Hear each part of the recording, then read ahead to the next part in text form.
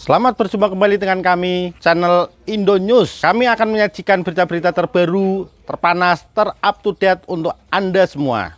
Semoga berita yang kami sajikan akan membawakan manfaat bagi kita semua.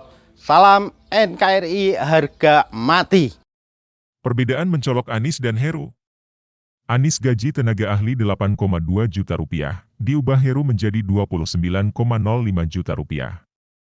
Penjabat PJ, Gubernur DKI Jakarta Heru Budi Hartono mengubah keputusan mantan Gubernur Anies Baswedan soal honorarium tenaga ahli non-pegawai aparatur sipil negara, ASN.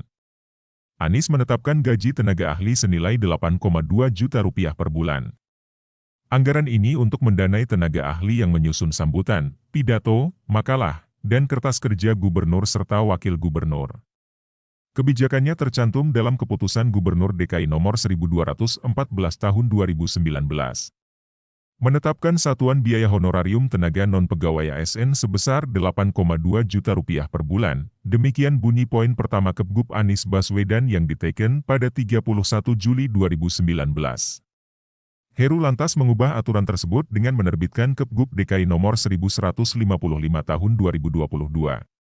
Isinya tetap mengatur ihwal biaya tenaga penunjang kegiatan non-ASN DKI yang berbeda adalah jenis tenaga dan anggaran yang ditetapkan. Kepala Sekretariat Presiden itu menetapkan anggaran honorarium untuk tenaga analis kebijakan gubernur, wakil gubernur sebesar 19,65 juta rupiah per bulan. Kemudian ada juga alokasi gaji untuk tenaga penunjang kegiatan gubernur, wakil gubernur senilai 9,4 juta rupiah per bulan. Totalnya adalah 29,05 juta rupiah.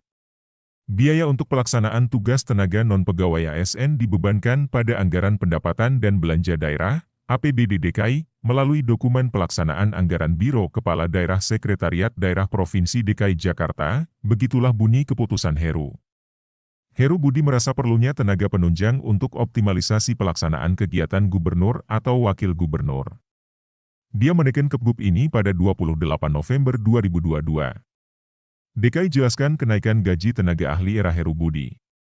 Pelaksana tugas, PLT, Kepala Biro Kepala Daerah, KDH, Jakarta Mawardi menjelaskan tenaga penunjang kegiatan yang diatur dalam Pergub Heru Budi bertugas sebagai penyusun naskah sambutan atau pidato, kegiatan keprotokolan, dan lainnya. Gaji untuk tenaga penunjang kegiatan ditetapkan senilai 9,4 juta rupiah. Di tahun ini, Biro KDH DKI mengalokasikan anggaran untuk menggaji 4 tenaga penyusun pidato. Alokasi anggaran berkurang menjadi hanya untuk 2 penyusun pidato pada 2023. Sebab, posisi wakil gubernur kosong dan saat ini hanya ada PJ gubernur. Untuk itulah, jumlah tenaga penyusun sambutan atau pidato alias tenaga penunjang kegiatan pada 2023 mengalami penyesuaian dari tahun ini. Kenaikan honorarium tenaga penyusun sambutan atau pidato menjadi sebesar 9,4 juta rupiah dari sebelumnya ditetapkan sebesar 8,2 juta rupiah pada tahun 2019, jelas Mawardi dalam keterangan tertulisnya, Sabtu, 10 Desember 2022. Kemudian honor untuk tenaga analis kebijakan menyentuh Rp 19,65 juta. Tugas tenaga ahli ini adalah menganalisis kebijakan strategis. Mawardi tak mencontohkan kebijakan strategis yang dimaksud. Dia mengutarakan, Kepgub baru yang diterbitkan Heru Budi sifatnya sebagai acuan standar satuan biaya personel.